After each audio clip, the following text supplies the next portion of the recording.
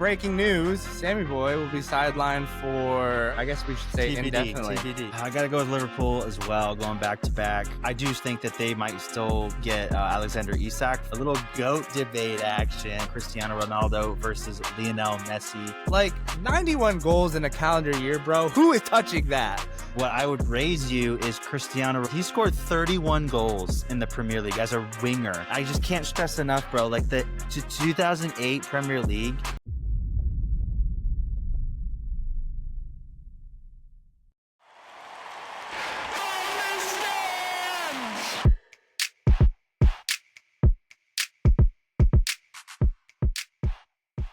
Welcome back, everybody, to another episode of the From the Stands podcast. We are back on this August 14th on another Thursday for episode number 75, I believe. I never really know for sure which episode we're on, but somewhere in the 70s. So we are back with another episode for you guys. Gonna kind of stick on the topic of soccer just because we do have soccer starting up basically all of the leagues either this weekend or next. So some pretty exciting stuff going on. We also have the UEFA Super Cup to recap with PSG and Spurs battling it out a couple of days ago. And then we'll get into a little GOAT debate as well, which I know has kind of been a long time coming, requested by some of you that we get into that a little bit just because we're both on opposite sides of the fence on this one. But before we dive into that, Fezzy Boy, what's been going on in your neck of the woods? What's good, everybody? Oh, man, surviving the last wave of heat. I say the last wave of heat. It's South Carolina, so it's probably going to be hot until well into, like, November. So, but It's been raining, man. It has been Crazy. raining a lot. Lots of thunderstorms, too, dude. We had, it didn't even rain last night. It rained, like, for a little bit, and then just, like, loud thunder and lightning the whole entire night. So that was weird, but gonna try to bring the energy tonight for you guys. To be completely honest, I am whooped. Sammy Boy and I were up early today playing basketball, which late breaking news, Sammy Boy will be sidelined for or I guess we should say TBD, indefinitely. TBD. Yeah, TBD. Sam and I were on the same team this morning playing basketball, and I went to help in the lane, and Sam's guy drove the lane, and Sam ended up stepping on my foot, and he said he heard a pop. So, but how's the ankle feeling, Sammy? Yeah, is it a little better right now, or? It's a little better. I mean, I can get around and walk, but it's definitely swollen. Definitely got a little bit of a limp going on. I popped some ibuprofen this morning before I went to work, and it felt great like most of the day. I was like, oh, this is fine. This will be whatever. And then like I got home and it kind of wore off. And I was like, oh, this is like, it was swollen. So yeah, I'm not really sure what happened. I just kind of jumped trying to block, and I came down, and like my left foot just went whoop, and like it twisted pretty good, and I felt it pop. I don't know if it was actually audible that you could hear it, but yeah, I definitely felt it. And then just for those of you who have like really sprained your ankles, you just lay there, you sit there and just like try to like hold, like you squeeze your fists together and you like close your eyes and you're just like, oh, this hurts so bad. And you just kind of hold on for a second until you get your breath back. But I'm pretty sure, I don't know if it was you or who it was, but I grabbed your foot or something for like it was 4 or 5 seconds. I was like, I didn't even realize I was doing it until like I finally opened my eyes. I was like, oh, that was kind of weird. Awkward. Yeah, but just like, that pain where you're just there for a second. You're like, oh, this hurts so bad. But yeah, I mean, so. if you've played basketball for any extended period of time, you know the pain that Sam is currently feeling and have felt in the past. Like it's inevitable. Like that rolled ankle, it happens, man. It happens to the best of us. I've rolled my ankle not even stepping on anybody's foot just because I'm just that clumsy. You know when you get like a new basketball shoe and you're like not used to the grip, and like you're playing on like an actual nice court and you're just like, you go to take a step and like the edge of your shoe catches before you're even ready. You're like, whoa, there goes my ankle. Yeah, grippy. I felt bad for you because, I mean, that first game, for those who don't know, we wake up at 6 in the morning. We play from 6 to 7 in the morning, Tuesdays and Thursdays. And Sam and I both showed up a little late, so the first game was going, and usually it only takes like the first game takes like So 15 minutes. long, dude. Dude, it took legitimately like 35 minutes for that first game to end, and then it was the first game that we played. We got on the court. Sam gets hurt like halfway through it, so like Sam showed up for like 5 minutes of basketball like early in the morning. Dude, Felt that's so all bad I for could you. think about the whole way back. So I was like, this is so dumb, dude. Like I woke up like 5:15, 5:30, get down there, like chill there for like 25 minutes, Yeah, get like play 5 minutes, get hurt, and then I have to go home. Like this is the stupidest thing. Could have just slept ridiculous. in and just skipped all that. But yeah, Yeah, like when I literally. left, it was like 6:45. So that first game must have taken like 25 minutes. I was like, Yeah, what dude. is going on? But Yeah, yeah, that definitely not that the was best. the longest pickup game in the history of humanity. I was just sitting there like I thought the same thing, and I didn't even get hurt 5 minutes into the first game. I was just like, "What am I doing here?" I literally could have slept this entire time, but Right. that's Yeah. neither here or there. Like Sammy said, we have a good podcast for you guys. We're not going to talk NFL this podcast because next week we will have a huge NFL preview episode with our boys Peter and Jared.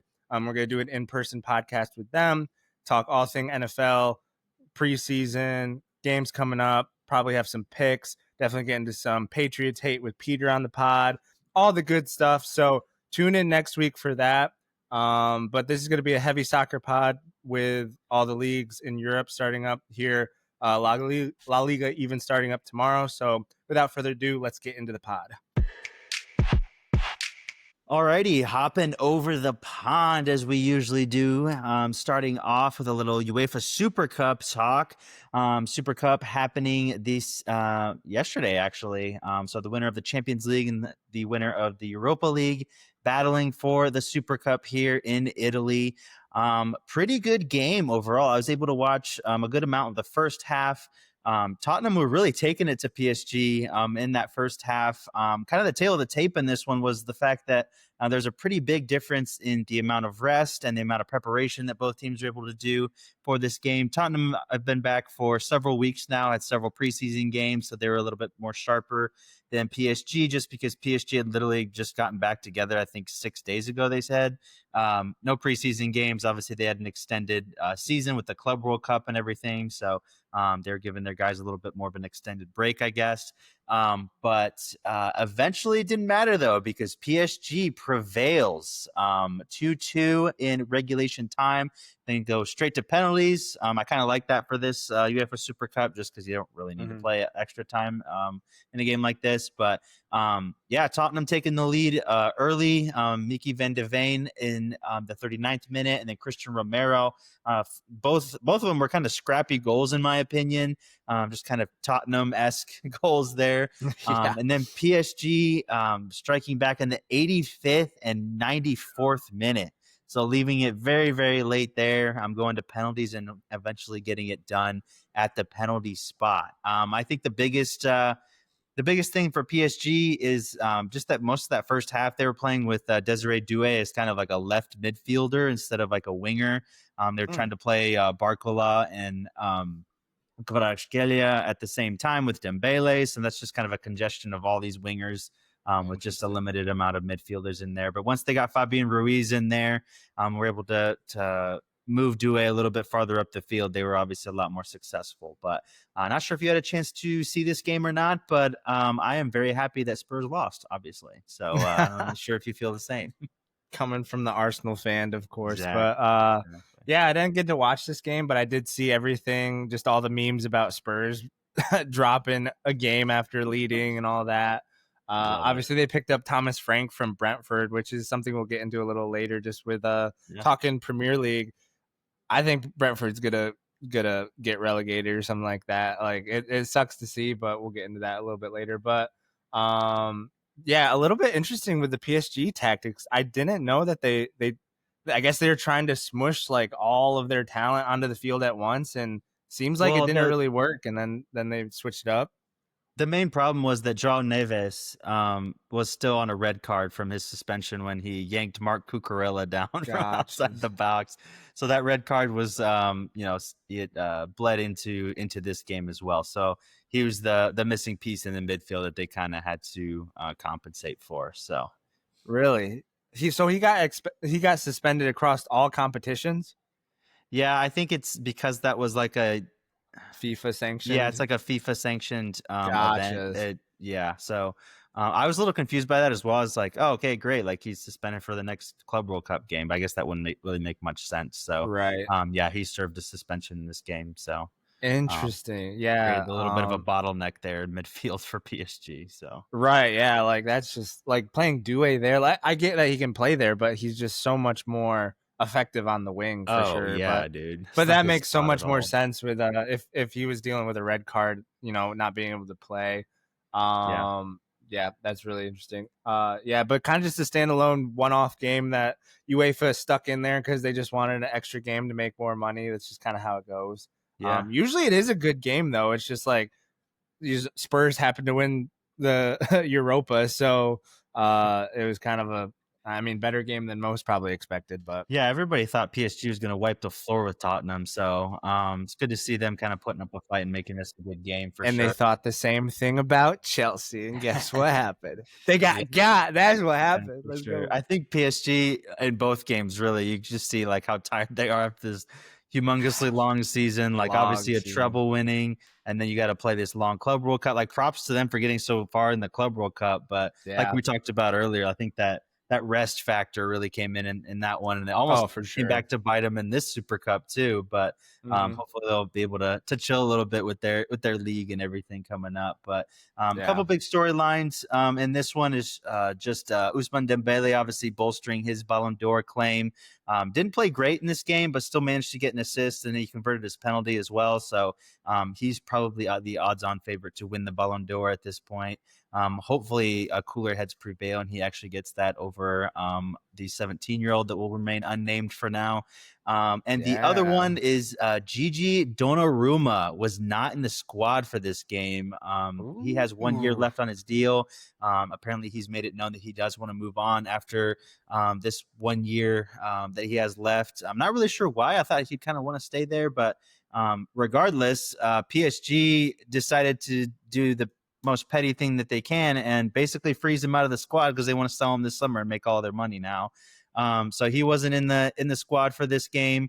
The second goal for that Christian Romero scored for Tottenham, I mean, I don't want to be that guy, but like Gigi saves that 9 times out of 10 for sure. Like it was just kind of one that slipped through his fingers there. And then in the penalty shootouts too, like the only thing I could think of was like, dude, Gigi Donnarumma on penalties, bro. Like you want to have that guy between the sticks at the penalty shootout. So, what do you Right. guys say about the drama here for old Gigi Donnarumma, and where do you think he ends up this summer? Manchester United I and Manchester City apparently linked. really, yeah, I saw Manchester City. That's probably the one that has the most money to give him because I think Ederson might be going like heading out the door as well. Yeah, He's they been there just for bought quite some James time. Trafford too, so I'm not Oh, sure what really? they're. I did not know that. Yeah, Okay. I'm really hoping somehow Chelsea finds a way to, because what's even our goalkeeper's name? Granted, he had Sanchez. a good Club World Cup, but Sanchez, bro, get him out, dude. I am. You were linked at the beginning, but I think the owners have doubled down on Sanchez, so they said that No, bro, don't want why? Donnarumma. Oh, just because he's from Brighton and that's the only place we do any sort of real business nowadays. Yep. Oh my gosh. That's a rant for another day. But no, I thought I saw some things the other day that like he actually wanted to stay with PSG, but they were kind of freezing him out initially. So like Yeah. after that happened, he was just like, all right, I'm going to start looking for clubs. And that kind of really just pushed PSG to be like, all right, like, yeah, we want you out. And obviously you're just going to kind of start putting feelers out for different clubs, even though you have one more year left. So he's Yeah. definitely going to be on the move before the transfer market ends. But I don't really know where he's going to. I just think Manchester City just because they have all the money. But who Mhm. knows? Who knows where he'll end up, I guess.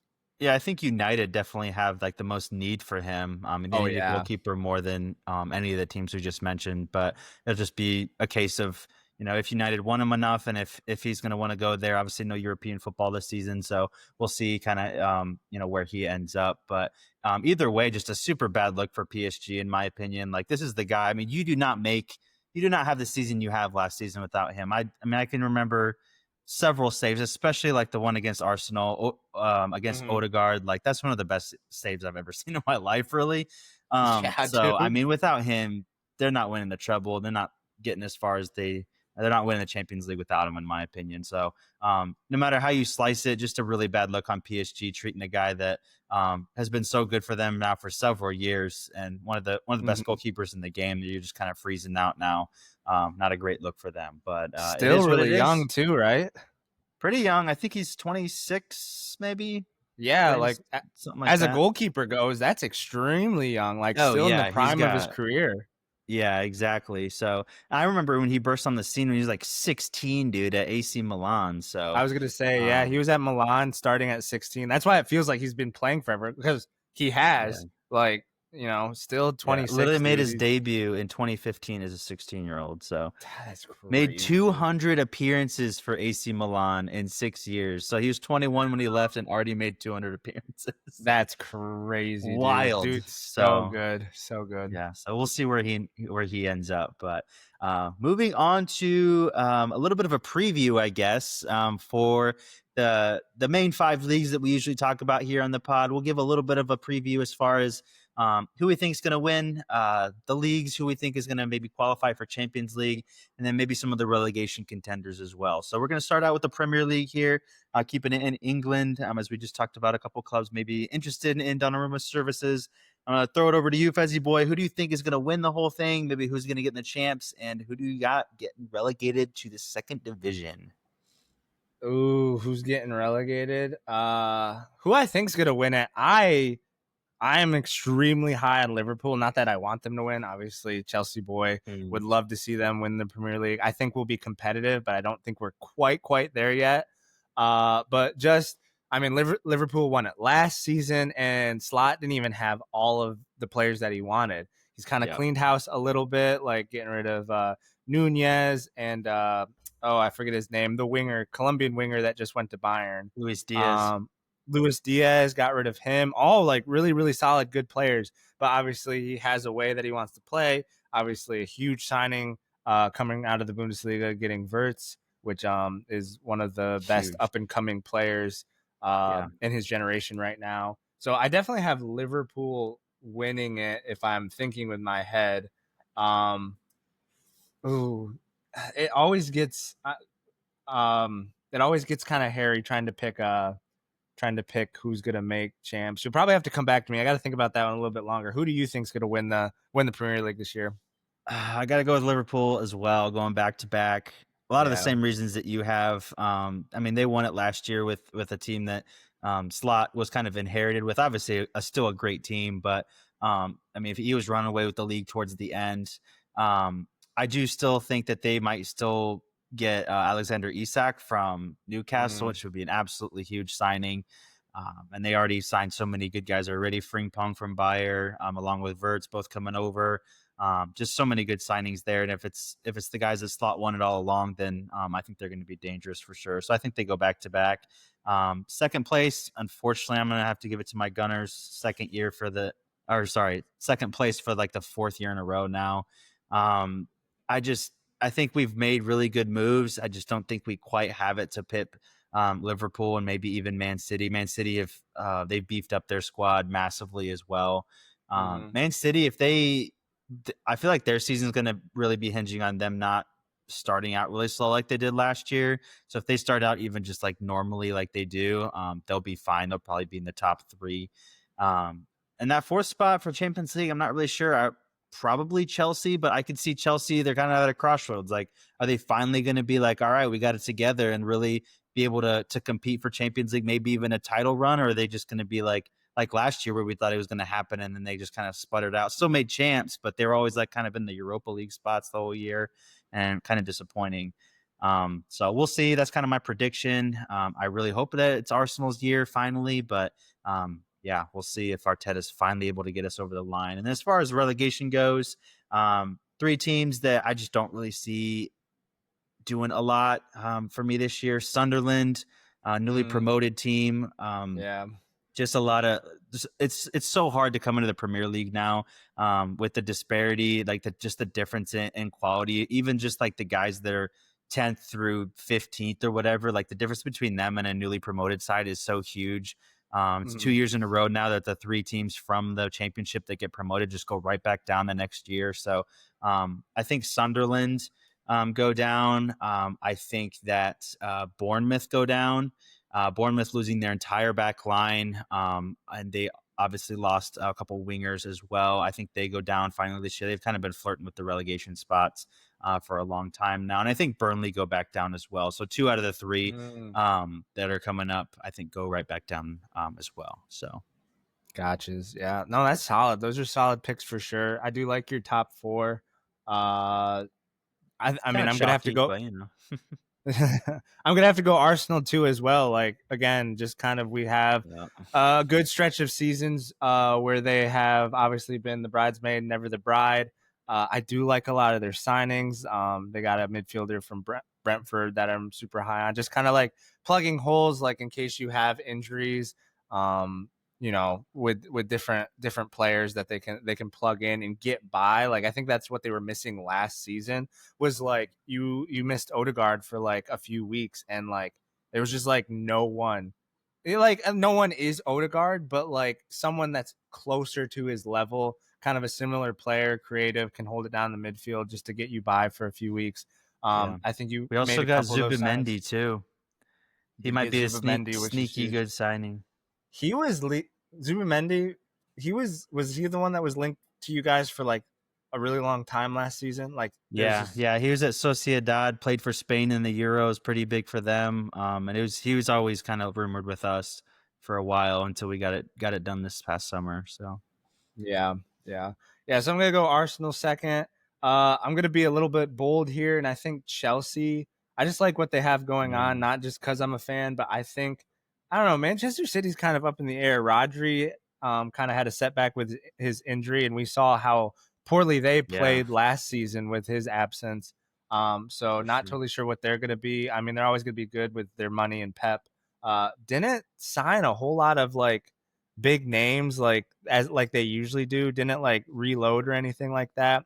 Obviously got rid of some big names like Kevin De Bruyne going to Napoli, but that's neither Jack here nor Grealish there. going to Everton. Grealish going to Everton for sure. That will help them out a lot as well. I would have loved to see him go to Aston Villa, honestly. That would have kind of been cool, but I'm not sure if he can Yeah, show his face there after taking the money and going to Manchester City. So, I don't know. They bought yeah, I'm going to Reinders go. for big money, but yeah, Yeah, they did get Reinders. Yeah, that sucks for AC Milan. We'll get into Serie A in a little bit. Chelsea 3, I think Manchester City 4. I can't really bet against them to be outside the top 4. They mm, always find a way, whether they start slow or end strong or whatever. And then fifth now gets it. So that's I don't know. There can always be a team that surprises me. I would love to see Newcastle. I think I don't know if we talked about this on the pod or it was off pod, but I would love to see Newcastle take some bigger swings with the money they have. I feel like they've taken it too seriously where people were just like when they switched ownerships to that Saudi group, everyone was like, oh no, they're going to be the new Manchester City where they're just going to buy all these big players, yeah. find themselves in the Champions League and just like buy their way to wins. And they really haven't done that yet. Kind of like a slow, progressive, not even like a huge like coach So you right want them to now. spend? You want them to be the new Man I City? want them to take like a little bit of a swing. Like I want them to like I don't even know off the top of my head who I would want them to get, but like go nab some of the youngsters from like PSG with the money you have, like stuff like that. Mm, Those kind of swings. Like yeah, don't be dumb and be like, "Oh yeah, we're going to go sign Ronaldo for all this money or whatever." Obviously, they're not going to do that. He's old, but fully. he was linked to them back when everything changed hands. Like that's what everyone was worried about after he Yeah. left Manchester United and played 1 year in Saudi. They were like, oh, they should just go buy Ronaldo, but they didn't do that, obviously. But I would like to see them take a little bit more of a swing and really be like uber competitive in this league because last year it was done and dusted, like basically halfway through the season. I would love to see at least a 3-horse race come down to the like Yeah. last day, like it has in the past years. But Yeah. The last few yeah, and years, like it's kind of been over by like Christmas or January. Like you yeah, kind of knew who was gonna win the whole time. That's just yeah, never fun. So yeah, I yeah. agree. it's kind of become a league of just like frisky teams. Like you have the Fulhams and Aston Villas and Nottingham Forest now who are actually like decent. Bournemouth was being competitive last year, so you just had a bunch of these like mid-table teams that could get one of the top 4 teams on any given day. But at the end of the day, Liverpool was just head and shoulders above everybody. So relegation, kind of like I hinted at the beginning of the podcast, Brentford, I think they're going to take a step back. They were picked through by all the bigger teams after they let their head coach Thomas Frank leave for Spurs. So I really don't. I'm really not high on them, which is a shame because I love when these teams, like Sam was kind of saying, these newly promoted teams come to the league and they're usually the first ones out. It's just kind of always at the bottom, the same teams coming in, coming out. But Brentford, ever since they got promoted, have really stuck around that mid-table, just like punching above their weight. Like all these seasons, just playing really, really, really, really solid football. But I think this is the year that they finally find themselves back in the championship, which would be unfortunate. Maybe they'll trade places with Wrexham. Who knows? I want to say the Spurs get relegated, which would be so funny, but I don't think they do. They were I close just think last year. You never know. they were really close. Find themselves in the Champions League because they wound up winning the freaking Europa goodness. League. So Wild. I'm going to agree with Sam. I think Burnley gets relegated as well. And then, Sunderland is probably the easier answer, which means I have Leeds staying in the Premier League one season after that, which they have signed quite a few players, but I don't know. We'll see. It's Brendan always a toss-up. still there, holding down the fort. Do you remember that season when it was literally like US Leeds? So like fun, dude. Fun. It was fun, but it was so random. Like freaking Weston McKennie on load, Tyler Adams, Brendan Aronson, and then they had Jesse Marsh, dude. and then I think Josh Sargent was like linked to them for like a bunch of a few weeks. It was so much fun though. Waking up on a Saturday morning, you see all these Americans running around.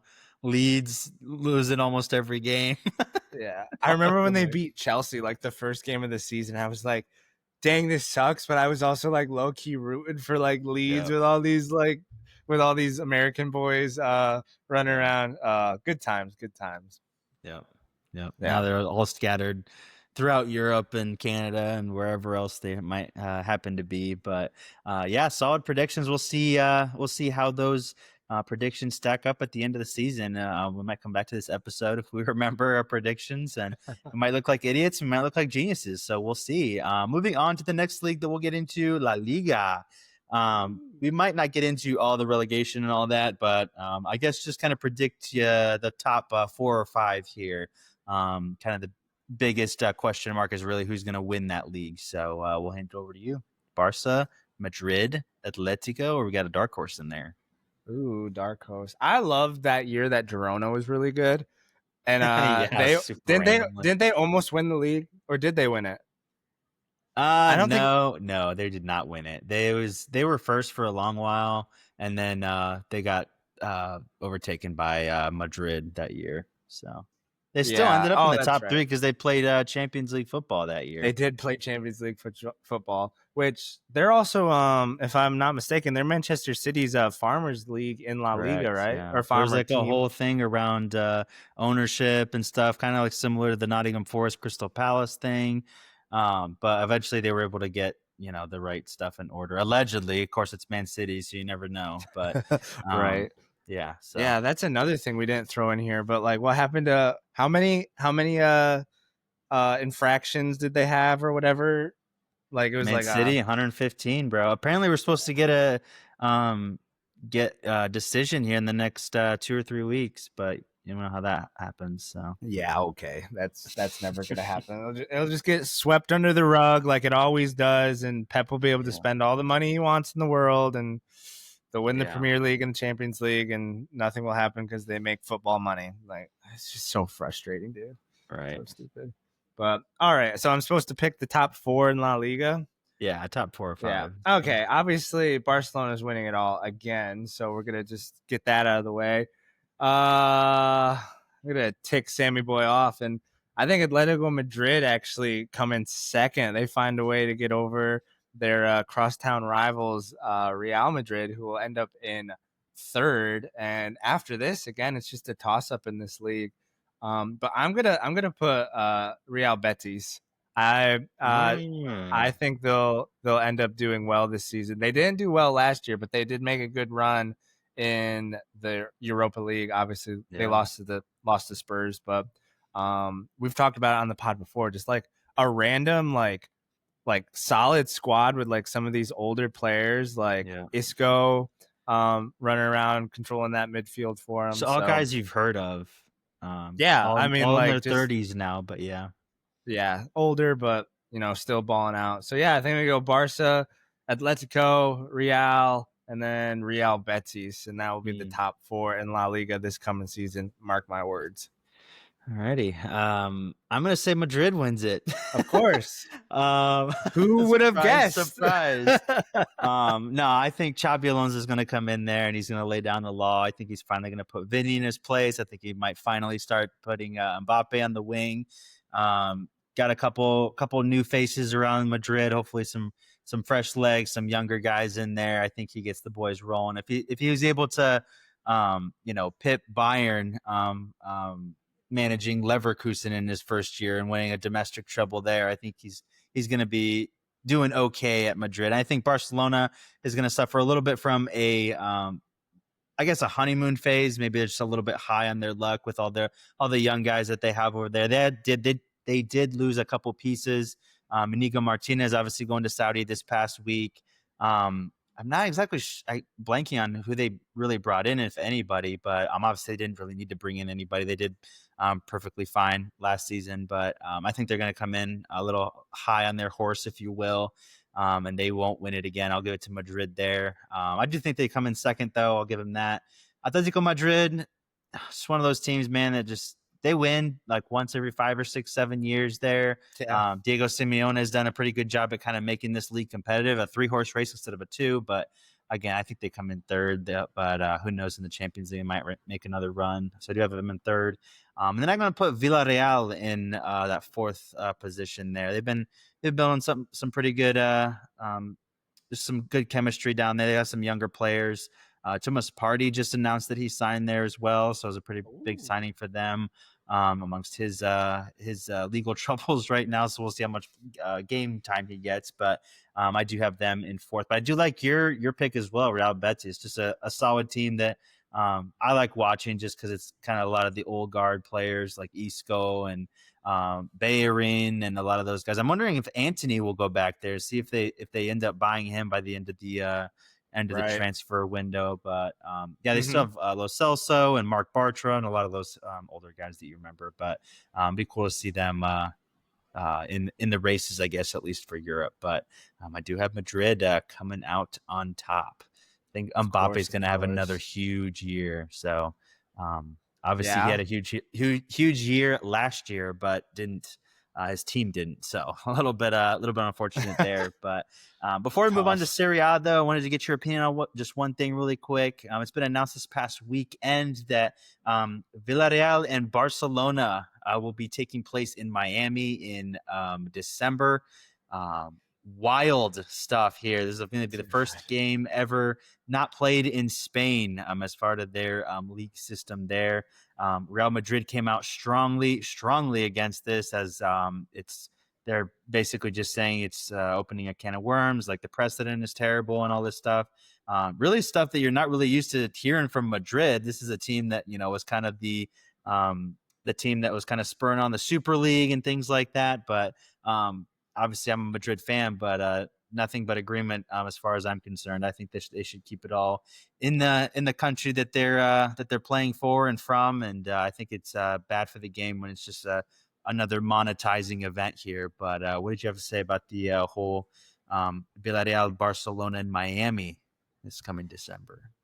Yeah, I mean, dude, Messi comes to America and the whole footballing world just starts acting up. Like, oh my word, dude. I can't with it. I 100% agree. It's a domestic league. Like keep it in your country. Like it's a Spanish league. It doesn't need to come to Miami. Like it's just I don't even know. Like, I'm almost at like a loss for words at this point. Like, I've just said all I can say at this point about the whole Messi, like, kissing his feet, and just the fact that he's in America now and we're trying to like spread these different European markets into Mm. America just because I mean, I love Messi. Like, what he did in Europe was amazing, but like ever since he came to America, we talk all the time on the pod about just watching him crash out and like just doing all these seemingly out of character things. But I don't know, his retirement is not going very well at the moment. But I just think it's ridiculous to have a Spanish game of like actual like meaning and consequence in America. Like, why? Like, Mm. what are you trying to do to get all the fake American fans that love Barcelona and will go buy their Lamine Yamal jerseys in America? Like, the you know freaking jersey websites will have a heyday, I guess. I don't know, but Yeah, I mean, it's if you ridiculous. ask them, they're gonna say it's they're trying to expand the brand and That's what they make it a all little bit say. more accessible in America and blah blah. But it's just another money grab, and just when you Yeah, think that it can't get any worse, you're like, oh, it can't possibly get any worse as far as like the just the money grab and the just the greediness of these owners in these leagues, really in all sports across the board. yeah, Something like this happens, and it just, in my opinion, just takes away from the tradition of the game, obviously the history, and it's just like, what's next? Like, you know, this year it's going to be one game. Next year it's going to be five. The year after that, in 5 years, 10 years, going to be 10 games, and then by 2035, like we're going to have two games in Spain, and we're going to be playing all over the world. Like, what are we doing here? So yeah, it's just, you know, yeah. And it's and been before, perfect. It's been go ahead. perfectly shown the last 5 years, well, really 10 years. Like, you give these guys an inch, they're going to take an entire 10 kilometers and miles of of Yeah, leeway. So yeah, I'm kind of for sure. surprised that the Super League didn't work, but who knows? Maybe we might be looking at that again at some point in the future. But Yeah, the yeah, only reason super the Super unfortunate League didn't stuff. work is because UEFA was saved by the fans that uproared Yeah, and went against it for sure. Because I mean, you like we've talked about on the podcast before, UEFA is literally the Super League. So yeah. I mean, And it's just that's comforting that that there's enough people that you can still make a difference. Like, there's enough hatred and uproar that they're like, oh, okay, like maybe we won't do this. So like that just shows, yeah, like if the Barcelona game that goes to Miami, like if everyone was just to decide that they weren't going to I'm buy not gonna tickets go. and they weren't going to buy merch and that they weren't going to be interested in this game, and it was a complete flop, they would never take it outside of the country again. But obviously it's Yeah, not going to happen. Um, for a right. multitude of reasons, one of which is the Americans are going to eat it up. So they're going to make it huge. So, Yeah, all but these it is what it freaking is. finance bros that think they know anything about soccer. It just frustrates me seeing the fans that are in these stadiums at these like European friendlies and all that, dude. I'm just like, you don't even care about soccer. It's like this Yeah. cool niche thing to do in America to go to a soccer game. Like, you don't even care, bro. Don't even care. Anyways, that's my spiel, I guess. Yeah. Yeah. So we'll see how that game is accepted over here and how the Spanish continue to cover it. But moving on to Serie A. Excuse me, just we'll do another top 4 or 5 here, just because again I don't think we really care too much about the relegation battle in Serie A, at least not this season. So we'll throw it over to you and see who you got winning this whole thing. Think Pulisic Who and we company got get it winning it done, or this year? what? No, not at all. We haven't signed anybody of note. We've signed a literally almost 40-year-old Luka Modric, Hey man, you still got Granit it. Xhaka. We'll give you a solid I, 30 minutes. I mean, class is, yeah, exactly. Class is forever, but class doesn't run around the field like Mm. like yeah, those 30 minutes that he's on, like sure, yeah, like he'll ping some balls around, like dominate the midfield for like a good 15 minutes and then walk around the rest of the match. I mean, just happens with age, but yeah, there's no way we get it done. We're not riding Christian Pulisic to a Scudetto, so that's a whole nother story. Looking at the table, Obviously, Napoli won it last year, but I don't think they win it again. I'm gonna go Inter Milan. I'm super high on them. Always will be. They did lose their coach to Saudi though, so it'll be interesting to see how they come into this season. See if they're With my firing on all Romanian cylinders. brother at the reins, Cristi Kivu. That's right. Hey, shout out Romania. We love Romania on this pod. I Inter mean, legend, Cristi Inter Kivu. legend. That's true. I remember you sent me a reel about this guy, and I was like, dude, this guy's awesome. Like he was just one of those like Heck hard yeah, bro. nosed, like blue chip like defenders that just Yeah. The second ran half, through like literally ran through people. the second half of his career, he had to wear like a big Petr Cech helmet, so he just looks so sick all the time. He's just running around taking Right, people's heads right. off. But anyways, Yeah. Yeah, so Inter, and I keep every time I say Inter, I almost say Miami, and I need to stop. That's so bad. wow. You But realize that they were made off Inter Milan, right?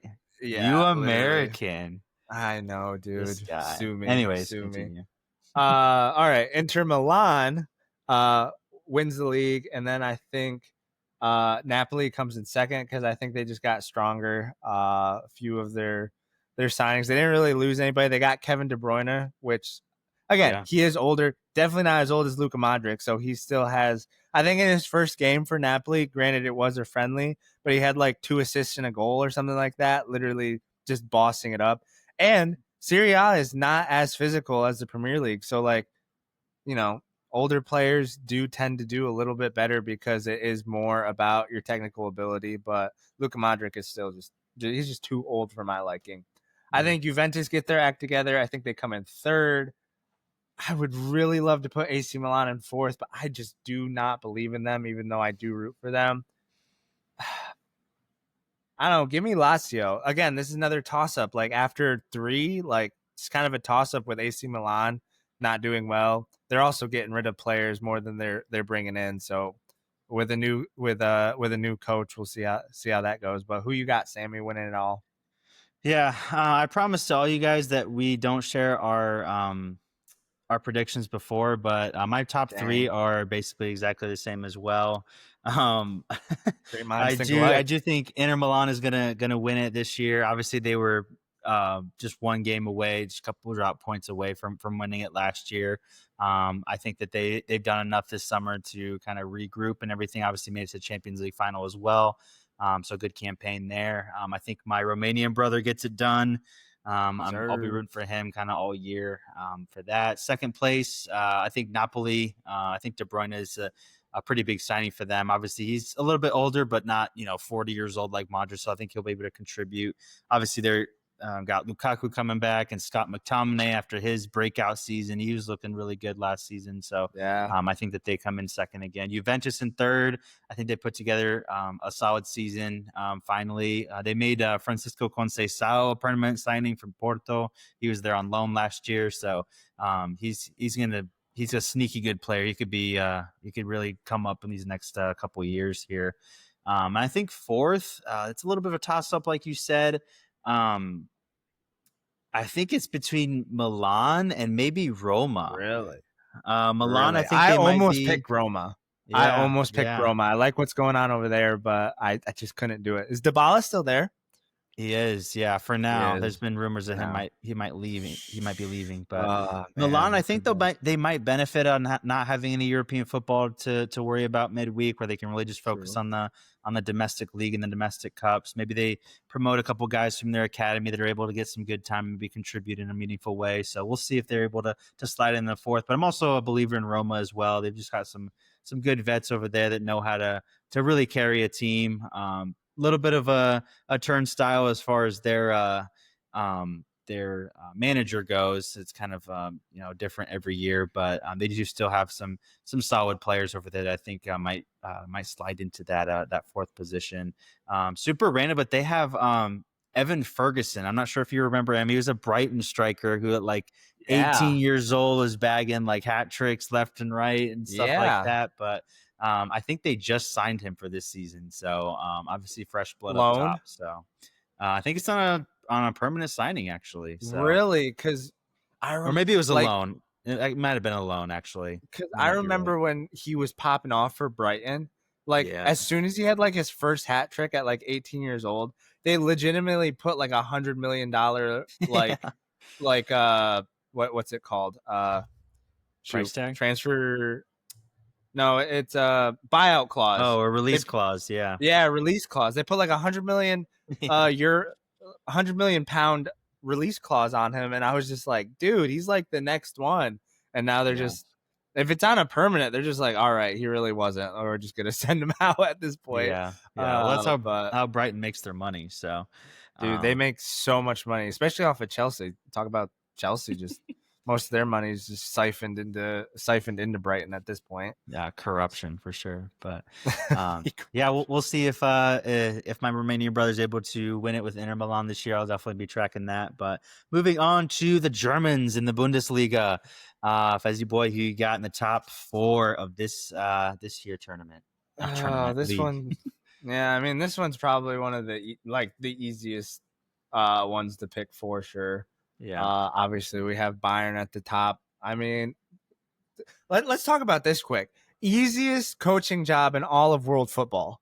totally agree. Bayern Munich in the freaking Bundesliga. Like, there's like 3 things, like death and taxes in Bayern Munich winning the freaking Bundesliga every Yep. year. Like the year they don't, it's like hell freezing over or whatever. But yeah, definitely Bayern. Yeah, Bayern wins it all every year. Harry Kane's just been dominating the league ever since he stepped foot in there. Yeah, so Bayern winning the league. Moving on to 2.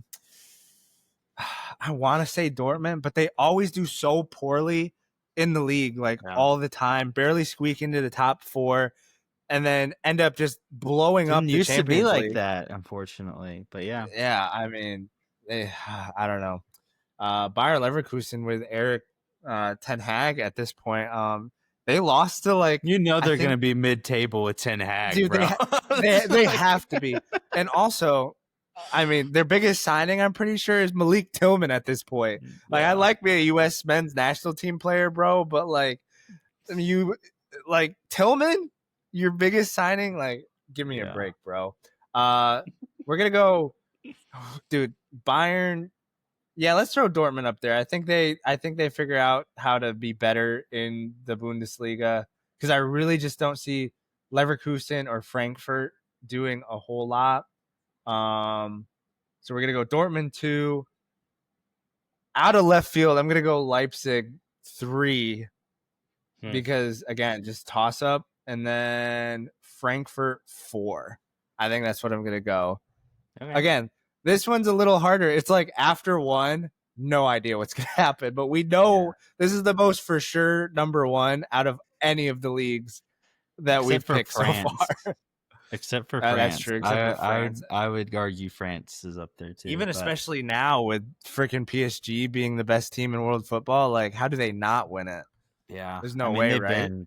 They've been automatic since like 2012 when they got taken over. So it's just not even fair. Without winning Champions League, they've benefited on them getting better and the rest of the league getting worse. So, right. But yeah, my predictions, not necessarily because I believe it, but just to be different, so I can come back to this if they do it.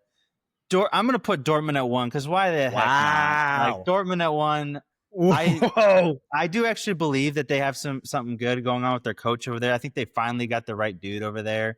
It's been like a mess over there for several years now. But Niko Kovac, I think, obviously had a little bit of a lightning in the bottle in the Champions League, the year before last, but put together a strong season last year. Obviously not great. He's snuck into 4th on the final day of the season, but I just think that they'd finally be able to kind of compete. They've got a good striker. They've got Jude Bellingham's brother, who's looking like he's just going to be basically as good as his brother. So Job Bellingham.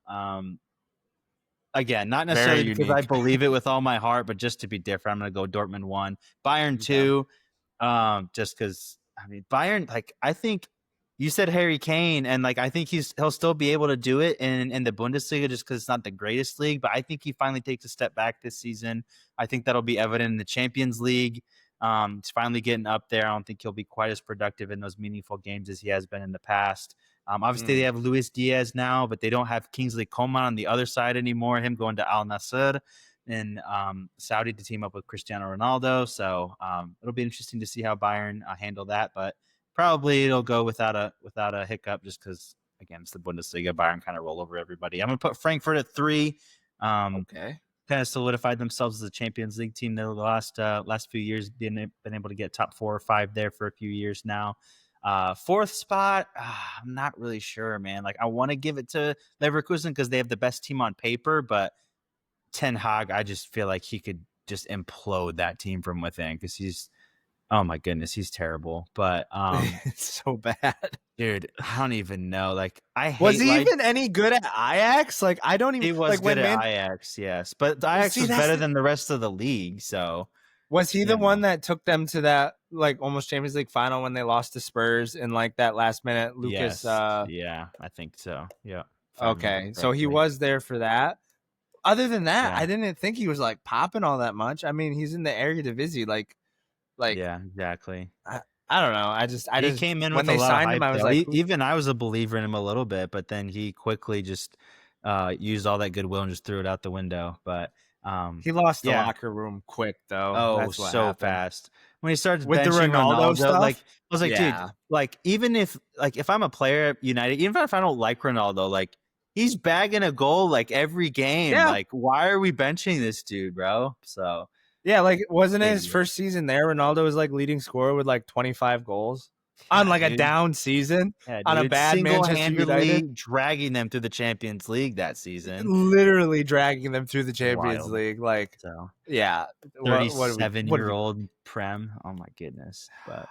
Man. Anyways, fourth position, I really don't know. I don't want to give it to Leipzig because I hate that team so much. Just super not oil money, just corrupt, whatever. Red Bull. Yeah. Oh, I don't even know, bro. I'll give it to Wolfsburg. Why not? I literally was just gonna tell you to do that. I was gonna be like, just throw Wolfsburg in there for kicks and giggles. Yeah, I actually used to like them back in the day, like when I was really young, because their whole thing was like wolves or whatever, and they had a wolf that would howl every time they would score. It's kind of cool. So they created Kevin De Bruyne. They did, bro. They had a magical season that year. Yeah.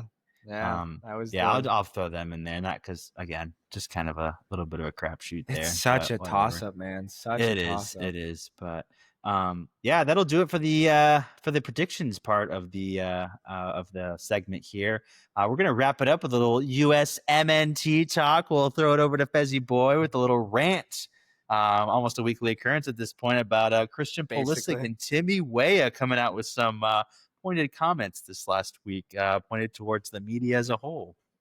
Yeah, if you guys haven't seen the docu-series on Christian Pulisic, pretty good up to this point. I haven't watched these episodes, but they dropped a little trailer on Christian Pulisic, and the whole preface of the trailer was to kind of get this whole docu-series episode sparked, and it was just Timothy Weah and Christian Pulisic basically going at the pundits in the media that are ex-US men's national team players and basically saying like, oh, it's such a cop-out when they tell us that we don't play hard, and you know, back in our day we used to die in the field and stuff like that. I'm paraphrasing some things that Christian Pulisic said.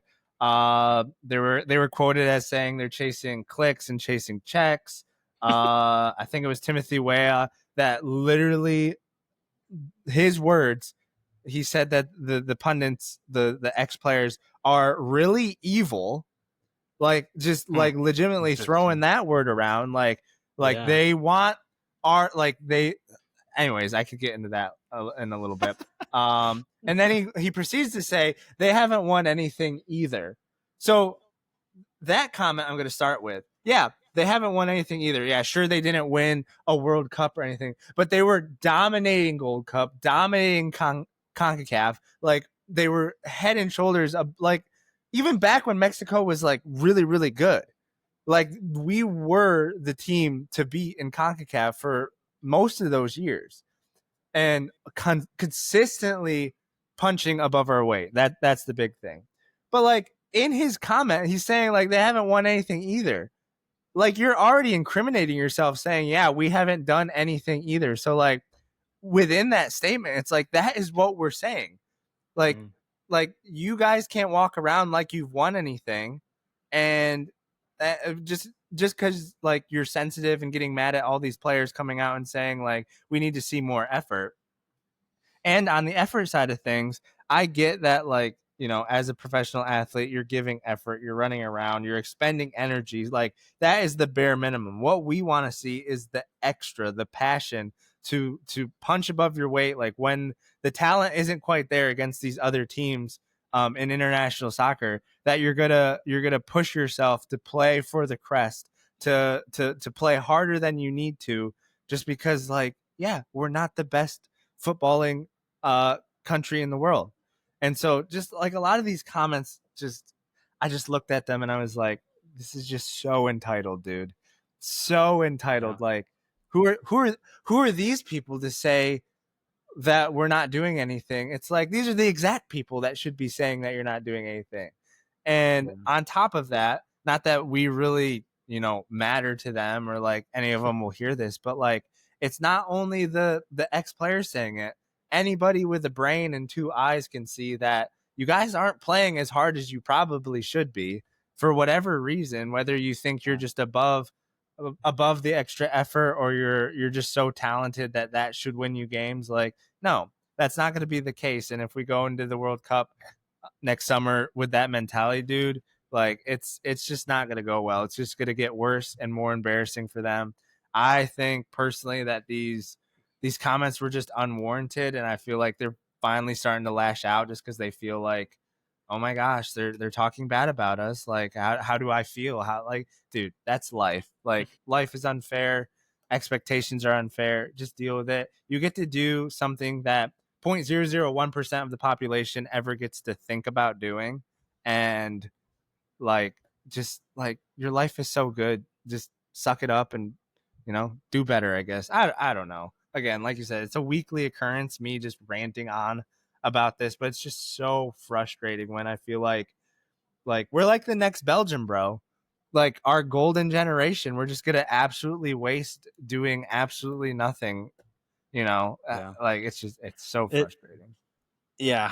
Um it's definitely yeah, again, not a great look at all. Like just compounding the issues and the problems and the bad press and the PR from this summer. Like it's bad enough that it's seemingly half of our preferred starting 11 just didn't really want to show up for the Gold Cup this summer. Like that's bad enough, but now you've got your quote unquote captain. I would strip the captaincy away from Christian Pulisic at this point, Absolutely. honestly.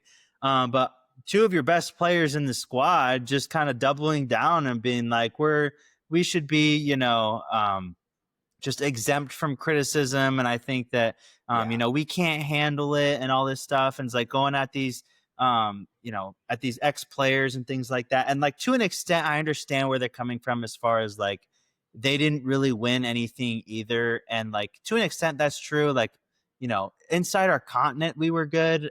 Where I would push back on your comments is a little bit is like we didn't really dominate our continent. I think until the last 5 years, Mexico was always kind of viewed as the better team and is like the team to beat our in our area. But we would kind of trade blows with them. Like they'd win a Gold Cup, we win a Gold Cup. They would do well at a World Cup, we would do well at a World Cup. And like maybe the time that we really burst on the scene is when we beat Mexico in a World Cup in the early 2000s. So that was kind of announcing that we're here kind of thing. But I think a lot of the I guess the place where a lot of the ex players are coming from is kind of like, all right, yeah, yes, we understand we didn't really do that great, but like we laid the foundation for you guys to now take the mantle and really do Mm-hmm. something special because you guys have way more talent, you have way more ability, there's more opportunities, there's more like everything than they had in their generation, and to see these guys like just be like just really just spoiled brats and just be like Yeah. this like the whole societal thing like with our generation I feel like we talk about all the time with like the problems of like entitlement and just this soft attitude really comes Mm-hmm. through in both of these players comments is like it's bad enough that you can't receive any kind of criticism from any ex players that did the things that were there before you, but like also just being like, oh well, like it's just there's no dogs on our team. There's nobody who really wants it. Like what player on the team would you be like, dude, like that guy wants to die for America. Like that guy wants to Mhm. play. That guy wants to be there every game, whether it's against Trinidad and Tobago or it's against Brazil. Like it just there's nobody that you can say that for. And like Mhm. it's just kind of ridiculous. Like again, like our best player, I've never like I loved Christian Pulisic when he burst on the scene. Like he was an incredible player. Like American, 17, 18 years old at Dortmund. Like that was awesome. But like, I don't know, man. Like he's just kind of just like led me astray like so many times, like, just kind of not really living up to the expectations that we had, and then also just like his time with the national team, like so many times he just doesn't show up or just doesn't really do what we're what we're expecting him to do. And like this again, it's not something you want to hear from your captain. And again, like we've made this whole thing as like, World Cup on home soil, and like we're doing everything that we can to screw it up as far as like, just the preparation for it, the team that we have. It's not coming together. And it's really, setting up to be one of the one of the big failures as far as the US is concerned. So yeah, really unfortunate for sure. Yeah, I mean, after 2018, you really hope that there would be just some semblance of like we're Hmm. progressing, we're getting better, we're getting better. But like since then, what have we really done? Like, Yeah. sure, we had like a decent showing at the World Cup with this new team for the first time. Like, yeah, we But could get again, behind round of that. 16, like where we always Yeah, go out, like that's not progress, bro. Like that's, it's impressive you got out of a decent group, but like, yeah, what after that? And like again, continentally, we're doing okay. Like we, beat Mexico a couple years in a row about now, but like currently Mexico is currently presiding over the Gold Cup and the Nations League right now. So like are we really like the team in North America now? Canada's on the up and up. Granted, they kind of choked away Gold Cup, but like, like it's not just us anymore. And I feel like so many of the guys on the team, they just think that they're levels above seemingly everyone when they're not even close, obviously on a world stage, but at least in our continent. I don't think that's even the case anymore. But again, just the entitlement is wild to me. right. Yeah, the entitlement is just it's so very blatant. And the worst part, kind of just to wrap this up, is we this every criticism like coming from us as fans or ex players or pundits in America anyways is we want them to do well. It's not coming from a place of like, oh my gosh, I hope they fail because like we love the ex players or we love the teams of old. Like it's like, no, like we want you to do better than those teams. And so far you haven't. And that's what the frustrating part is. And I think everything that you said was like very well put, just the entitlement, spoiled brat mentality that they have. Just like someone says one negative comment and all of a sudden the world is crashing down on them. And I just don't think that's going to get us very far. Hopefully they use it as fuel come next World Cup and they really want to prove something. I would love to see that, but um, apparently we both agree on this topic, which we do quite often. But kind of to wrap up this Yeah. segment. Oh, sorry, you gonna say something? Just the last thing I was going to say, like, I kind of understand a little bit. Again, like, I kind of opened my point with is just like what they're saying about, well, they didn't win anything either. And like, to a point, like, I get like everybody, like, Alexi always talks about like 94, 94, 94. I was like, but no one ever talks about like the World Cup after that when they literally got like close to last place.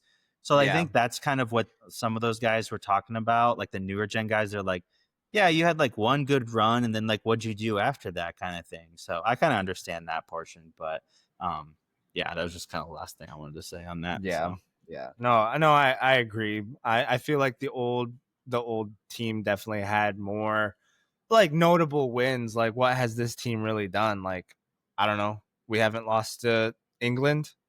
We haven't beaten them, but like we haven't lost that. Like that's the yeah, coolest thing that we've done. right. Yeah, but yeah, like I said, you and I both agree on this topic. We tend to agree a lot on this show, but Next segment, we're definitely going to dive into something Not that going we to be agreeing. definitely do not agree on for sure. So stay tuned for Ooh. that coming up next. Alrighty, on our last segment here of the podcast for this time, kind of a long time coming here, a little GOAT debate action. A lot of you guys have kind of requested this for a little while now. We're finally going to give it to you.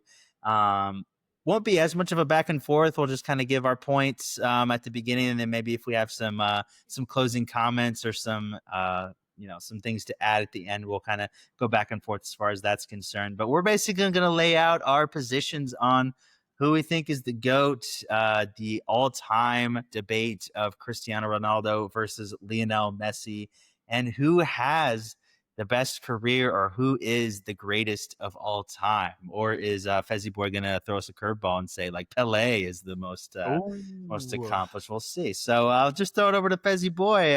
Who do you got as your GOAT, and why would you say he's the GOAT? Give us a little reasoning there. Yeah, to set some ground rules here, are we going like, should we go like pre-Saudi, pre-MLS? Like kind of just like we'll exclude the retirement league conversations because if they don't anybody even has matter. So if anybody has been listening to the last few podcasts, you know that I am currently not super high on Messi at Miami. Like honestly, at this point, I wish he would just retire and just we could remember him for the good old days. But that's all we'll talk about are the good old days back when they were at like even up into like PSG and Ronaldo's like last few years in Europe, like playing for Man U and stuff like that. You know, up to those points because I feel like that's the best test of time.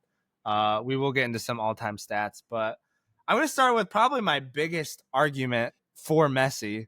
Like 91 goals in a calendar year, bro. Who is touching that? Like I'm just going to start off strong with that. I feel like okay, to preface, the reason I like Messi, and I will give this to Ronaldo, I do think he will go down as the greatest goal scorer the game has ever seen. And yes, you can make the case that, you know, goals, like you can't win games without goals. I get that. Might be the most important stat that we have. But in my opinion, the pure football, the tactical, technical, the skill that is involved in football. The reason we just love football/soccer is it's messy, bro. Just the way that he can dribble around anybody, the fact that he scores goals, he assists. I mean, I think we can kind of just like throw out the defensive side for both of these players because it wasn't really. I mean, they were both attacking players in their own right. They both defended a little bit, but yeah, but just dude, like wrap your head around that. 91 goals in a calendar year. I can't. I wish I could have. I couldn't really find it, but like, I can't remember who the closest one. I mean, I'm sure it was Ronaldo, the closest one coming to that, and it was still like what, like 30 goals off of that. Like that is just I think he scored like insane. 70 something in a calendar year, but yeah. Yeah, like 70, like that's crazy in itself. But like 91 goals in a calendar year, bro. Like that's my starting argument. I'm gonna stand on that. We can get into some other things again, like head to head. You know, 938 goals for Ronaldo, 874 for Messi. Like, yeah, again, Ronaldo gets goals. I'm not gonna doubt that. He still gets goals, but Messi has more assists, like just all around performance from Messi. That's what I'm going to hang my hat on. Just he is the most perfect all around player that I think we'll ever see, especially in our lifetime. I don't know if our kids will end up seeing someone better, but so far we haven't. Two players that have literally ruined the Ballon d'Or for everybody else. But that's my opening statement. I will pass the mic to you, sir. Alrighty. Well, I have several different bullet points, but I guess I'll just start out with my my opening statement as well. I would make an argument that Ronaldo is a more well-rounded player, but in a different way. I think that he can. I will always give the assists to Messi. Like he does get more assists than Ronaldo, but he's never played the same position quite as Messi has. But as far as well-rounded, bro, like listen, like Ronaldo can score with his right, He can score with his left. He can score a header. He can score a free kick from 40 yards. He can score like however you want him to score, bro. He can. I have not seen Messi score a goal outside of 30 yards in quite a while, where I've seen several from Ronaldo in his illustrious career. Again, Messi, again, this isn't necessarily a fault of his, not the tallest guy, so he's not going to be able to get up there for the headers like Ronaldo can. Again, Messi, good with his right, amazing with his left. I would give the weak foot to Ronaldo just because, I mean, if you look at his goal catalog, he's scoring a lot more goals with his left than Messi is with his right. So I think if you just take as far as like a well-roundedness of a player, like he has the speed, he has the strength, he has the dribbling. Obviously, he's not quite there the last several years, obviously. But dude, like that's another thing I was going to bring up is like in my opening statement here is like so many people get wrapped up in like the Real Madrid, Juventus, and like, you know, whatever Ronaldo is now, but like people don't remember Manchester United Ronaldo, bro. Like if you go back and look at his dribbling and his skills and what he was doing in the best league and the most physical league in the world at its peak between 2005, 6 and 2009 is absolutely just incredible in my eyes. I do think that Messi is a better dribbler overall, but I think that's definitely a spot where Ronaldo doesn't get the credit that he deserves. And people forget the reason that he went away from a lot of his skills in the dribbling and the flashiness of the Prem was because of his injury that he got in 2010 or 2011, that his knee injury, that basically that's when he transitioned to being a striker and had to basically completely change his game. And that's where his numbers obviously skyrocketed. So, yeah, that'll kind of do it, I guess, for my opening statement. But, yeah, I guess it's a little bit, I think, in the eye of like who the beauty is in the eye of the beholder kind of thing as well. It's kind of like what you prefer in a footballer as well. Like as far as like a well-roundedness, like for me, like I always am probably going to prefer like the guy that can score a free kick from 40 yards and just like bang it in versus the guy that, you know, like more of a guy like Messi, who's just more like a finesse and like a dribble through and like a free kick from 25 yards, a curler right in the corner kind of deal. So it's kind of like what you prefer as far as like a well-roundedness goes. But yeah, that'll kind of conclude for my my opening statement here. So I'll throw it back over to you to see how you want to tackle the next subject here. All right, I'll give you some of the things. Like, I mean, one of the things that obviously Ronaldo has over Messi is like, I will give him the fact that he is literally a specimen, bro. Like if you created a footballer in a lab, it's freaking Ronaldo, bro. Like Messi has to take hormone injections just so he's not a midget. I don't even know if I could say that on the podcast. Not a small person there. I can cut that out. But like I mean, like, you know, maybe that works in Messi's favor or not. But like if you went on eye test alone, like who looks like a true footballer, obviously you'd go Ronaldo for sure. Yeah. But with that being said, like just kind of like going against like what you're saying, like an like all like well-rounded footballer, I don't really see that. It's just like very goal dominant with Ronaldo. Like kind of like what you said, like he used to be flashy, used to be able to dribble through people, but like it was all to create for himself. Like Messi on top of like still scoring like boatloads of goals, like was creating like huge chances. The stats literally just went away. There we go. This is league and Champions League combined. Messi has 420 big chances, which is 0.81 big chances created every 90 minutes. Opposed to Ronaldo's 179. Like huge difference in chances created, which you can also take this stat and say, like, who's making their team better. Obviously, you're going to point to Ronaldo's goals, like game winners and stuff like that, who has more Champions Leagues, yada, yada. But just like all around footballer who is making the most for his team, Messi hasn't blown out of the water with big chances created, just being able to find passes, not only find goals for himself, but also make the runs necessary to create passes for his teammates as well. But like you said, it kind of does go back to like it will always end up going back to like what your preference is.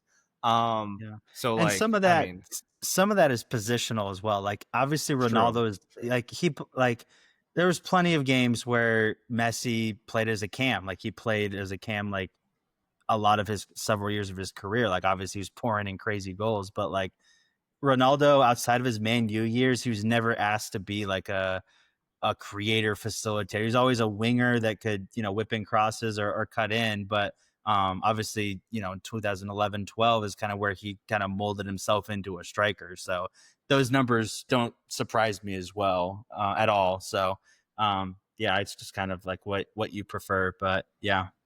continue. Yeah. I mean, that's kind of all I had to say.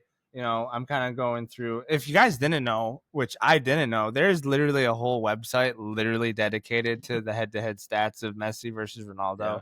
and it's like very well put together. This is where I'm pulling most of the stats that I have off of them. But I did look up because the one thing I thought for sure I was going to be able to get Ronaldo on, but it actually wasn't.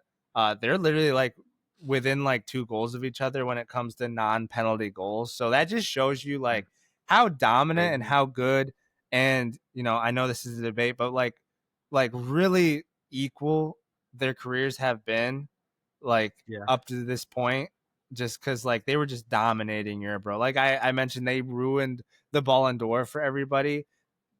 What I mean by Yeah. that is like I don't even know a good stat line to give you, but like I said, like the year that Messi had 91 goals in a calendar year, like that's like Yeah. never being touched, but that was like Ballon d'Or worthy, and like Ronaldo had Mm. like 70 in a year, like that's not even being Yeah. touched anymore, bro. Like just freaks of Yeah. absolute nature, Yeah. freaks of nature, dude. The rebuttal I will give you on the 91 goal or whatever Here it is. season that Messi had, he was playing in La Liga, which like I mean, I'm not saying that all of his goals are in La Liga, obviously. Champions League, but I think that was the year that he actually won the Champions League 11-12 maybe or something like that. Yeah, Um but again, not a great league. And what I would raise you is Cristiano Ronaldo's um, one of his best years was again Manchester United years, 2008, where he won the Premier League, the Champions League, the Club World Cup, and the Community Shield all in the same season.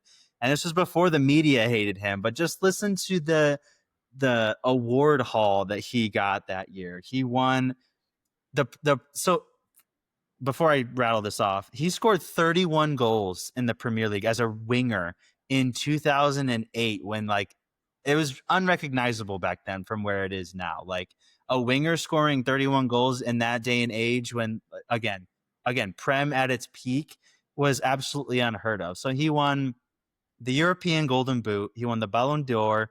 He won the Premier League Best Player. He also qualified for the Premier League Young Best Player. So he won both of those. He was the Premier League top goal scorer. He's the Champions League top goal scorer. He's the Club World Cup top goal scorer.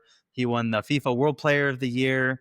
And then he also got I already said the Premier League Best Player of the Year as well. So he's literally just sweeping all of those awards for that year, which is like again, I'm not going to contest the 91 goals. That's next level, obviously props, but like again, I just can't stress enough, bro. Like the 2008 Premier League and what he was able to do as far as dominance in that league, granted with a good Manchester United team, but like that just like notched it to the next level and to clean sweep all of those awards. Like in today's age, we have a different one for every single one of those awards, and I think that's just a pretty good rebuttal in my view for the 91 goal season as well. Because again, I would contest that the Prem is a little bit of a harder league than La Liga at any point really in the last 10-15 years. So, and that I don't know if you had anything to say about that, but I was just kind of like gonna morph that into my next point here if you didn't have anything, but. no, continue. Okay. My next point was the fact that Ronaldo has obviously done this in several different leagues at this point. Obviously, I talked about the hardness of the Premier League and the like not just the difficulty of the league, but like the way the game was played, like so much more physicality, especially in the Prem back then. Obviously, went to La Liga and did it with Real Madrid. Didn't quite have as many league titles there as one would hope, but obviously still dominated, especially in the Champions League stage for Real Madrid. Also went to Italy with Juventus. A lot of people discount his time with Juventus, but he still won the league, the cup, and the Super Cup there. Didn't quite have the Champions League success, but he still scored over 100 goals in basically 2.5, 3 league seasons there. So absolutely incredible stuff from him doing it in several different leagues. And this is really the point that a lot of people will kind of dock Messi on, just because he was always at Barcelona. He's always where he was comfortable, where he had a team around him. He grew up with those guys since the academy, in a pretty easy league and everything. So that was kind of my next point here, as far as doing it in several different leagues. You know, two of which might be considered harder than La Liga. So I just wanted to get your 2 cents on that point as well. I mean, that's another reason people love Messi, just the loyalty. Like Ronaldo was just like just hopping and hopping, but that doesn't make him a better player. That's just means he's a better human. But that's besides the point. Um, no, that's kind of a dumb point. I just thought I'd throw that in there because of course I would. No, I do know people dock Messi for like playing at Barcelona for so long, and yes, for a while, and till this day, the Premier League is definitely like just with the different teams that are competitive throughout the league. Kind of like back when we were like in the other segment where we were picking, the who's going to win the league and the tables, like, a lot of them were like, oh yeah, the top 3 for sure. And then from there, it's like, well, the rest of the league just sucks. So who knows who's going to be there. But when you get to the Premier League, it's like, oh yeah, like they have 5 Champions League spots. Like, there's like 2 that are for sure, like Liverpool and Manchester City. But then after that, it's like, Arsenal, Chelsea, Newcastle, Aston Yeah. Villa now, Nottingham Forest. Like, so I definitely do see the point to, Ronaldo was doing this in the Premier League, and Ronaldo was like then did it in so many more leagues than Messi did. And I think it does hurt the Messi side of the debate when he went to League One, because it's like, Yeah. you go to PSG You go again, to the another weakest one and the biggest powerhouse. right, Yeah. the surefire thing, like they win it every year, even more Yeah. guaranteed than Bayern winning the Bundesliga. Right. But just the fact that And go ahead. I was just gonna say, I do think it's a little bit unfair with that too, because like Messi doesn't owe it to the GOAT debate to go to a different league and to show what he has. So it's a little bit of a, you know, little bit of a subtle jab at him. Like, it's, again, he doesn't owe it to everybody to go play in a different league, but like, I mean, he had plenty of opportunity. Like, he could have gone with his old boy Pep, over at City, and tried to do something in the Prem. There's rumors of that quite a bit. So, but he just always kind of, again, just kind of wanted to stay where it was comfortable. And for some, that's okay, but for some, it's kind of a deciding factor, I guess, of showing who can adapt to different playing styles in different leagues. So Yeah, for sure. And I think it just shows both like the difference in mentalities for both of them. Like Messi yeah, he didn't really need to prove anything, where Ronaldo kind of has that mentality of like, I got to prove that I'm the best. I'm going to be the best. a little And that's bit. that's the thing. I feel like Ronaldo always was constantly trying to prove that he was the best, and Messi just went out and played, and a lot of people were just like, "Yeah, this is going to be the best player in the world." Like he never came out and said it, or anything like that. Again, we're kind of Yeah, leaving the Miami days out of there because now he's definitely acting like it. yeah, But and yeah, and I then mean the debate is always gonna be there. It's like debating LeBron and Jordan. Like people are gonna pick sides, and obviously it's a little different, but yeah. obviously they played in the same league, so it's a little easier to debate. But it's always gonna be there. It's always gonna be a topic of discussion for sure.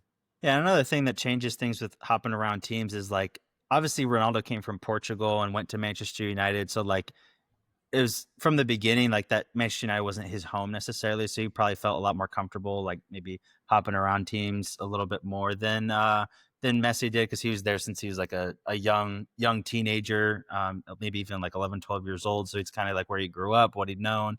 So he just kind of wanted to stay there. But yeah, the last couple of things the last couple of topics we'll hit here as far as the debate is concerned. I wanted to hit the international career. And then I feel like at this point, you can't even really deny like this is part of the GOAT conversation at this point, but just the media bias and the controversy on both sides. So we'll start out with the international careers here first with obviously Messi now having 2 Copa Americas and a World Cup to his name, whereas Ronaldo has a Euros to his name and then 2 Nations Leagues as well. How do you compare the two as far as international careers? I mean, and I know where you're gonna go with this, but I'm gonna say it anyways. I mean, can you really debate a World Cup? Like, I know you're going to. I know what you're going to say. I know exactly what you're going to bring up, Sam. I know exactly what you're going to say. But like all that aside, like if as true football fans, like what do we hold most valuable? Like what does everybody hold most valuable in any sport? It's the championships you win, and in world football, it's the World Cup. That's the pinnacle of football. That's the pinnacle of your footballing career, and only one of these players has lifted that trophy. And I'll let you get into why you think that might be a bit of a stretch in Messi's case, but I just think that's kind of the mic drop I was waiting for, and you kind of you I segued did. into it really well. But again, like I've heard it all, so I already know what you're gonna say, but I'll let you say your piece on it. But I mean, Messi has a World Cup, man. What more? What more? What Yeah. more do you want? Well, I'm probably not going to take it down the road that you thought I was going to take it down quite yet. I'll leave that for Okay. the very last part. But when I compare their international careers, I compare so before Ronaldo got to Portugal, they had qualified for 3 World Cups and 3 Euros. Since Ronaldo has started playing for Portugal, again, small country, 10 million people, they've qualified for 5 straight World Cups and 6 straight Euros, winning one of them. Obviously, Portugal isn't as heralded as of a footballing nation as Argentina is. Argentina has obviously won World Cups before. They have one of the best players of all time in Maradona, so they obviously have a much more of a developed factory of producing players, much bigger of a country, et cetera, et cetera. So I think even when it comes to international trophies and international careers, um, which we'll get to the World Cup in a second. I still think that Ronaldo, like, he might not have a better international career than Messi does, but like, I feel like you can at least compare because he has a Euros. Like, who thought of Portugal was winning the Euros before he got there? Like, they had Figo, that was kind of their best player. But no one was like, they weren't contenders before that with like the Germanys and the Frances and all those guys. They have 2 Nations League, which was just, whatever. That's kind of whatever at this point, but it is getting more legitimate, I feel like, as the years go on. And there's also that period, bro, where Messi, like, Copa America after Copa America, had the best team, wasn't being able to get it done, retired in 2019 before he got any of the Copa Americas or the World Cup that we're talking about. Again, in a country where he's always had a lot of good, really good players around him. Like, if you look at the Portugal teams in like 2010 World Cup or whatever, like, you don't recognize any of those names except for Ronaldo. And whereas Messi's, like, they're always kind of been contenders every year. So I think that even in the international stage, there's at least a debate to be made that what Cristiano has done, at least is comparable to what Messi has done as well. And that's a good segue into kind of the media bias and the controversy surrounding the 2 careers. But just wanted to get your I've obviously you've been on the pod several times in the last couple of years talking about controversy and media bias in general. But I guess I'll just kind of open it to you as far as how you think that lands as far as in the GOAT debate. Do you think that it matters at all, or do you think it's just kind of it's not as important? I think it's definitely a thing for sure, especially like you were kind of alluding to now. But if we're strictly speaking, like when they were both playing in Europe back in their heydays and stuff like that, Obviously, Ronaldo took a majority of the hate, but that was again the louder you are, the more people are going to talk about you, whether it's good or bad. And a lot Yeah. of things that he was saying was very like, arrogant. It seemed like in the moment and Yeah. stuff like that. Like A lot more again, I'm alluding, opinionated for yeah, sure. opinionated and stuff like that. Messi rarely ever said anything. Like I don't even think he talks now. No. But I don't know. I don't think it's so much like media. It's just more the media was reading into what fans were saying. Like again, like there's the two camps, but I feel like a lot of like again, a lot of people who really really like soccer and football, I feel like lean Messi. Obviously, they're the ones that there's ones like you who like really really enjoy soccer and everything that root for Ronaldo too. But like it's just I don't know.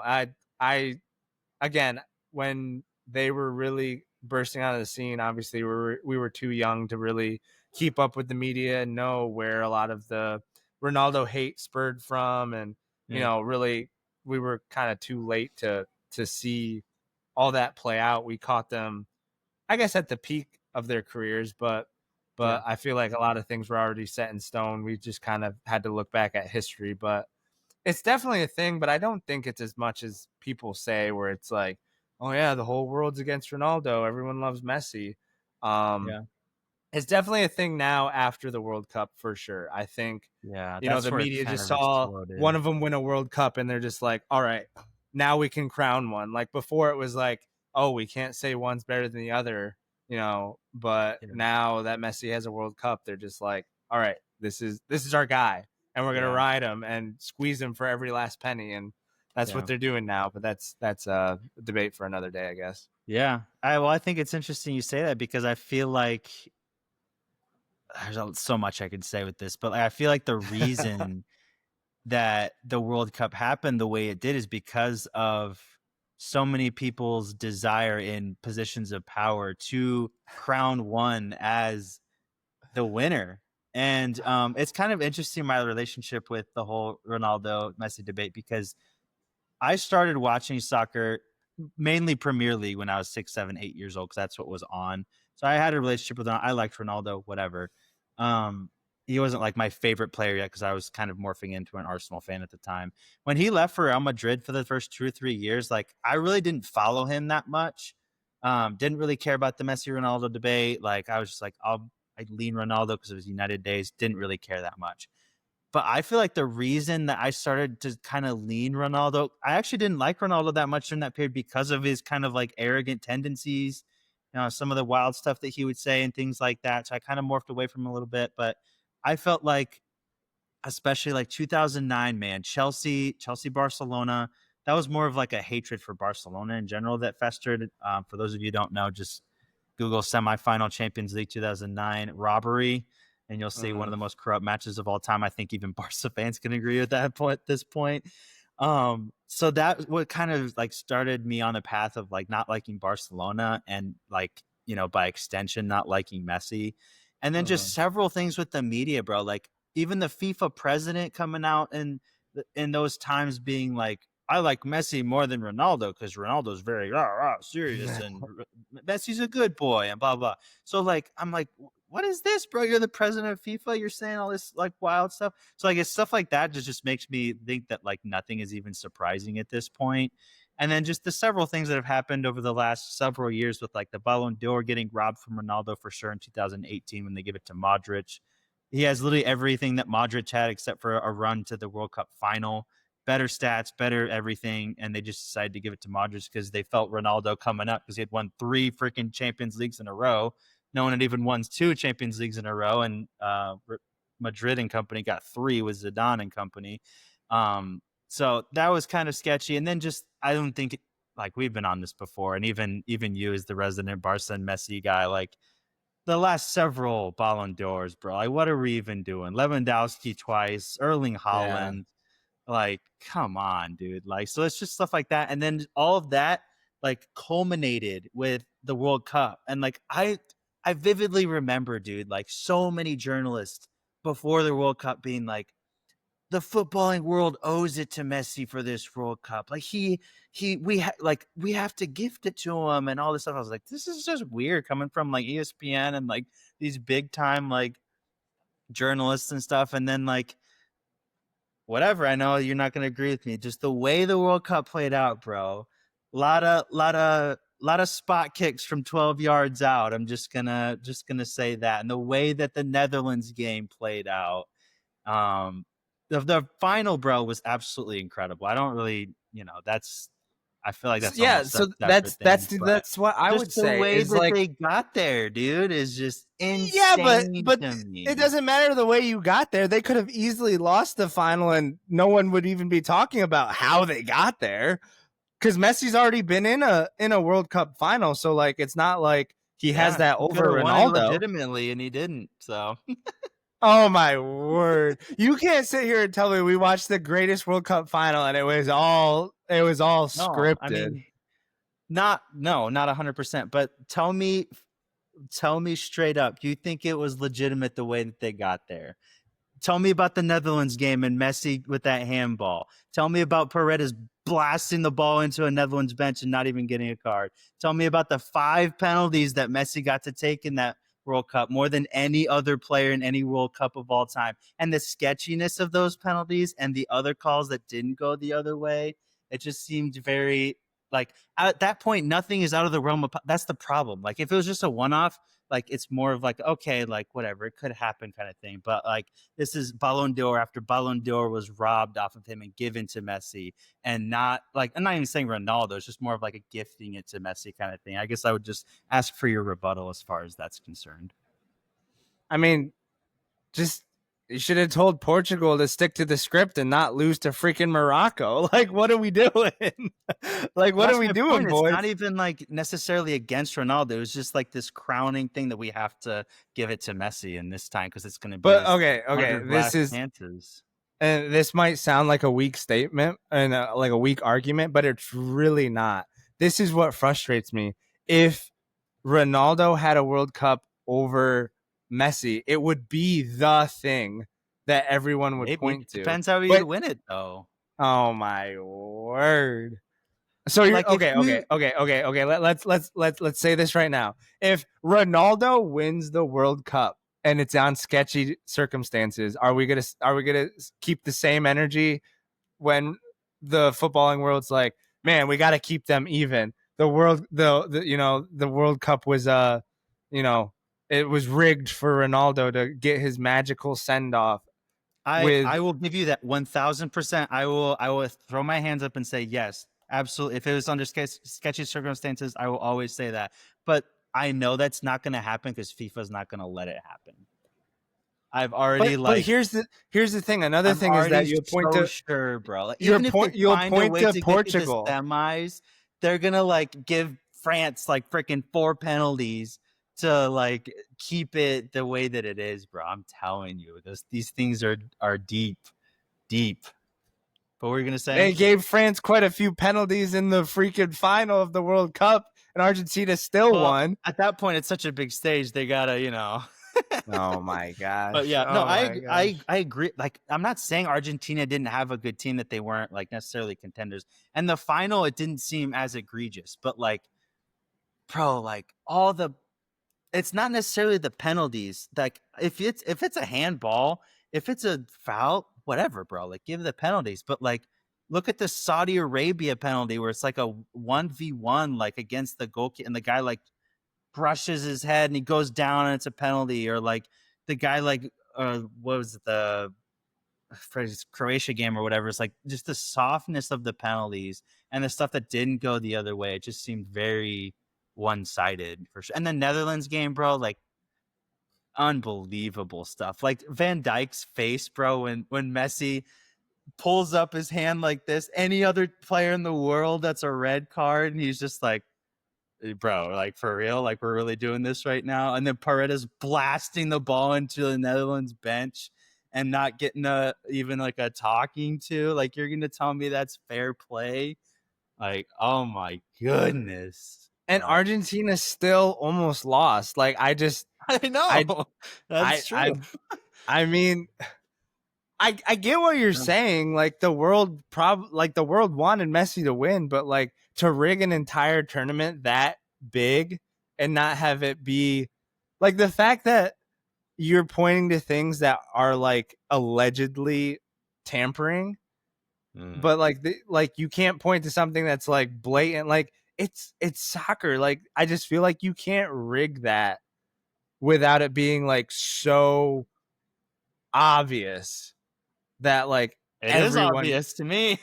Oh my word! Of course, from the Ronaldo guy. I would From just the Ronaldo. encourage people to go and watch the penalties and the highlights from games in that World Cup and tell me if any other team or any other player would get the same calls over and over and over again repeatedly throughout that competition like they did. So that's my last argument as far as that's concerned. Interesting. Well, that is the GOAT debate, and it will be an ongoing debate, and it will never be solved unless Messi, I don't know, wins another World Cup in 2026. What are we gonna do then, huh? If it's legit, great. It's legit. Legit. My gosh. Messi, Tell me honestly, bro. Like, did you the bane of Messi's existence is that he had to play with Gonzalez Higuain. Without that freaking loser, we wouldn't even be having this discussion because they would have beaten Germany, and Messi would have been the GOAT 10 years ago already. Even though I did not like Messi at all in 2014, I felt bad for him that Higuain blew about 6 chances in that final. They should have beaten Germany. And that would have been like, I didn't smell any kind of Argentina, whatever in that tournament because they were a good team. They got there legitimately, as far as I know, and everything. If they would have won, obviously that would have sucked for all of us Ronaldo fans, but have been like, okay, you won the World Cup. Like, congrats. But yeah. So, it'd be if he won in 2014, we probably would have had a different champ in 2022. But you never know. Okay, all right. Kind of end this on a light note. Not that it was like too hostile, but who wins the 2022 World Cup if Messi already has his World Cup? France, probably. France or Netherlands actually gets there. Yeah, Netherlands. They could have. Dude, they had a wagon that year, bro. They were. Really I don't know, bro. I mean, a couple things go our way. USA takes them out too. Like that's what I'm saying, dude. If Pulisic doesn't blow that freaking give me in front of goal, tell me. Oh my word! Talk about rigged against the USA. They hate us. Dude, all this drama with the USMNT is just smokescreen. We're coming for that chip in 2026. Y'all don't even know. It is smokescreen. We're just showing we want the world to take us like so not seriously that when we get there we just start blowing everybody out of the water. Like it's all just a facade, bro. We're coming. Watch us get grouped now after we said that. Oh, it's gonna be so bad. We're gonna clip this. This is gonna be clipped if we get grouped. Oh my word. I would lose my mind. 2025 Stallone. What's more rigged? If the U.S. men's national team wins the 2026 World Cup or the 2022 World Cup that Messi won? If we win in 26, yeah. Oh, for sure, us. For sure, yeah, absolutely, absolutely. And that would be something we'd do too. Like, hey, Papi Infantino, here's a little. Here's $1 billion. Here's $1 billion. Do what you did for Messi. Like, right. Trump's been deep with this. Maybe there's some back government dealings going on. He's at Cowboys games. He's on I Show Speed. Yeah, dude. Freaking streams, bro. Like, he's with the culture, bro. He's with the culture. He is. Yeah. He'll take our money. He don't care. Right. Exactly. The dollar is the dollar, bro. It's supreme still for the most part. But anyways, I think that's a pod, Sammy. That is a pod. It's a good one. Again, we said we wouldn't go long, and here we are. Hour 40. Yeah. Hour 40. Kind of wrapping up the last bit of like dog days of summer. Next week we'll have a full slate. Next week will be the NFL podcast. Yep. We'll have to do opening weekend recap for the European soccer leagues that are starting literally tomorrow. La Liga Sure. getting kicked off tomorrow. So that will be fun to actually have some games to talk about, some different leagues to recap, some different match days to dive into. So we made it, boys. If you follow soccer, we have made it. Sports are coming back. I think a week after that, college football's here, and we'll dive into some of that as well. But with that being said, we appreciate you guys for tuning in. We hope you guys will subscribe on YouTube, follow us on Spotify and Apple Podcasts. That would really help us out. And with that being said, we will catch you on the next one. Peace.